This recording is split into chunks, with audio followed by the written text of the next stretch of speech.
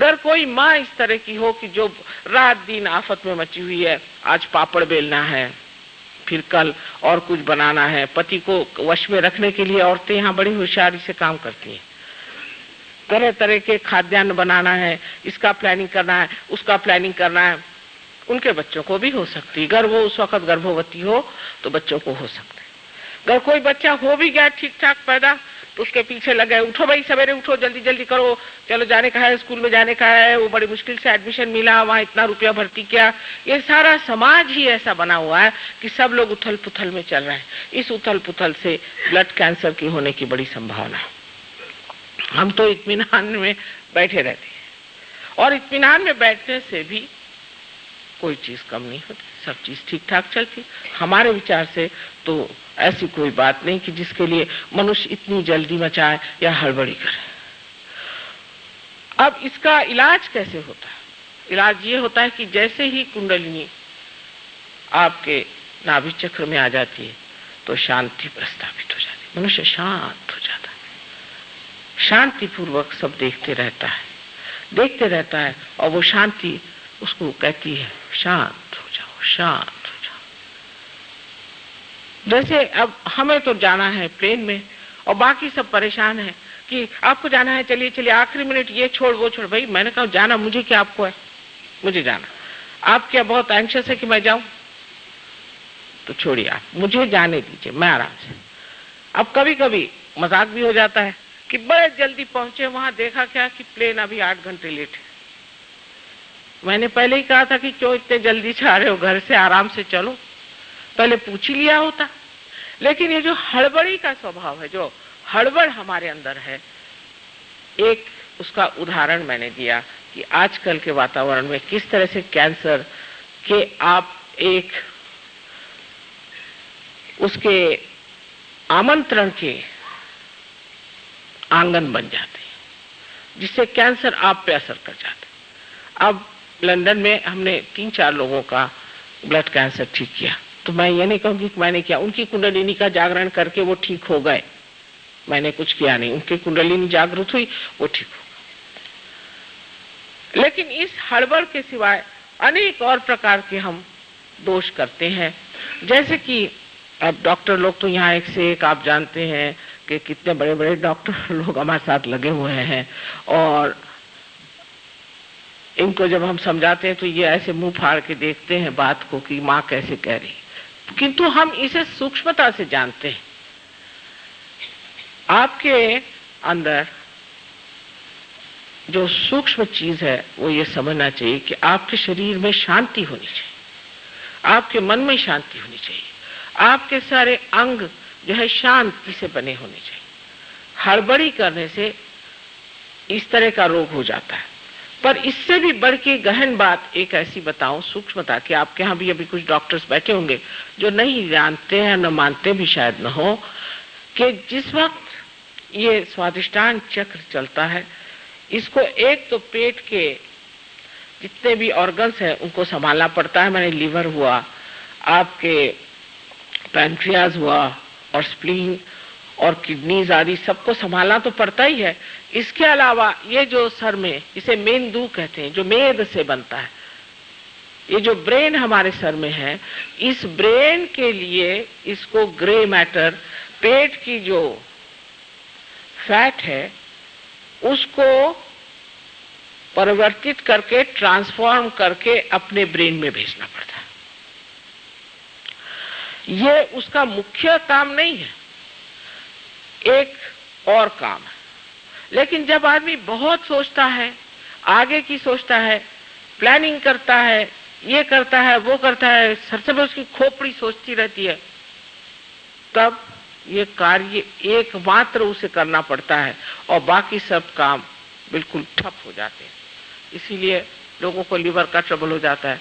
खासकर मैं देखती हूँ कि आपके कलकत्ते में लोगों को लीवर की बीमारी बहुत ज्यादा है, क्योंकि ये सूर्य नाड़ी है, और सूर्य नाड़ी बहुत चल जाने से मनुष्य को सूर्य की जहां बहुत और ताप हो और ऊपर से सूर्य नाड़ी बहुत चल जाए, तो जरूरी है कि बेचारे इस स्वादिष्टान चक्र को इतनी मेहनत करनी पड़ती है कि वो जो एक लीवर है उसे वो देख नहीं पाता, इसलिए यहाँ लोगों को लिवर की बीमारी हो जाती। फिर डॉक्टरों ने उसका नाम बनाया माइग्रेन। माइग्रेन कोई चीज है नहीं, सब बेकार की बातें।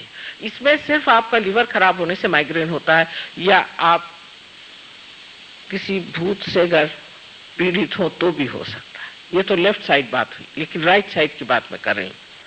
तो इस तरह से आपकी शारीरिक तकलीफें इसलिए ठीक हो जाती हैं कि आप निर्विचार हो जाते हैं।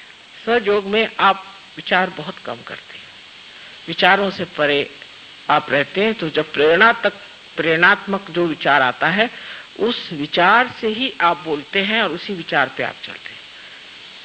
विचार एकदम जैसे कि रुक जाते हैं, एक विचार उठता है गिर जाता है, दूसरा विचार उठता है गिर जाता है। इसके बीच में जो जगह है उसे विलंब कहते हैं। ये विलंब जो है ये वर्तमान है, आज, अभी, इस वक्त, इस क्षण, ये जगह है। हम या तो आगे की सोचते हैं, पीछे की सोचते हैं, तो इसी के कमान पर, इसी के कस पे हम कूदते रहते हैं। हमारे पूरी समय मस्तिष्क चलते रहता है, खोपड़ी हमेशा घूमती रहती है, और उस वक्त ये बेचारा स्वादिष्ठान मेहनत करके और इस मेद की पूर्ति करने के लिए हर समय तत्पर हो जाता है। फिर आपको डायबिटीज होता है। डायबिटीज भी इसी से होता है कि आप पूरी अपनी शक्ति जो है स्वादिष्टान की अपने सोचने में लगा देते हैं। देहात में, मुझे पता नहीं यहाँ है या नहीं, पर हमारे महाराष्ट्र में तो लोग इतनी चीनी खाते हैं देहात में कि कहते हैं कि चम्मच खड़ा हो जाना चाहिए चीनी में, तब कहीं चीनी पड़ी, नहीं तो क्या ये पीने की चाय है या दूध है। इतनी चीनी खाते हैं, किसी को डायबिटीज नहीं होता। देहात में किसी को डायबिटीज होता ही नहीं, शहर वालों को ही क्यों होता है। और जो टेबल पे बैठ करके रोज प्लानिंग बनाते रहते हैं और सबका कबाड़ा करते हैं, उनको क्यों होता है। उन्हीं को ये बीमारी क्यों होती है। वजह ये कि आप जरूरत से ज्यादा सोचते हैं। इतने सोचने की कोई जरूरत ही नहीं, पर अगर कोई कहे कि मत सोचो तो हो ही नहीं सकता। एक साहब स्विट्जरलैंड में आए हमारे पास, डॉक्टर साहब नहीं, बैरिस्टर थे, अब तो वो सहयोग में आ गए।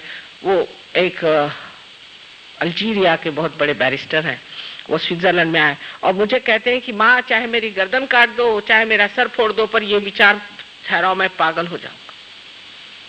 आज पार होकर के बहुत बड़े आदमी हो गए और अब उनका सारा कुछ डायबिटीज वगैरह सब खत्म।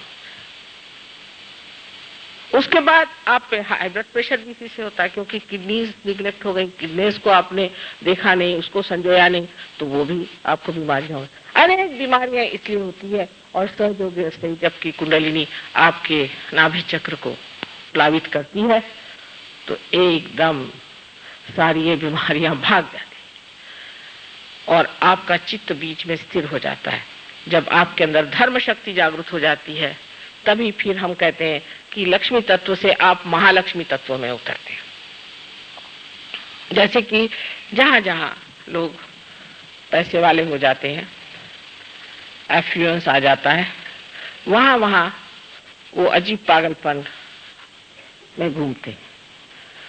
जैसे कि आप अमेरिका में जाइए तो जितने अमीर लोग हैं, या तो वो बिल्कुल ही मूड हो जाते हैं, इडियट्स, या वो नहीं हुए तो वो ऐसे ऐसे बातें करते हैं कि जैसे कि किसी ने आत्महत्या कर ली, ऊपर से नीचे कूद मरे, और किसी ने अपने 4-5 बच्चे ही मार डाले। कुछ समझ में नहीं आता है कि पैसा हो जाने से अगर इतनी आफतें आती तो बेहतर है कि हम गरीबी में ही रहें। उन लोग की अगर आप बातें सुनिए तो आश्चर्य करेंगे कि ऐसे तो भूतों न भविष्यति, कभी ऐसे लोग संसार में आए ही नहीं जैसे हम देखते हैं। अमेरिका की बात नहीं है, आप फ्रांस जाइए, कहीं भी जाइए, और यहाँ तक कि जहाँ पर लोग कहते हैं कम्युनिज्म बड़ा फैला हुआ है, ऐसे रशिया में भी एक आफत है। आए दिन बीवी को छोड़ना, आए दिन दूसरी शादी करना, और बुढ़ापे में जा करके सब लोग कहीं ऑर्फनेज में बैठे हुए। 10 हस्बैंड किए, 10 बीवियां करी, सब ऑर्फनेज में जाके बैठ गए।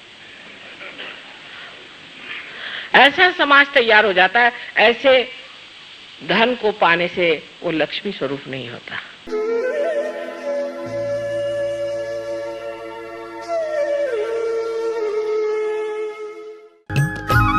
सब्सक्राइब कीजिए कुंडलिनी जागरण को और प्रेस कीजिए बेल आइकन को, जिससे कि आपको मिल सके हमारी लेटेस्ट वीडियो सबसे पहले।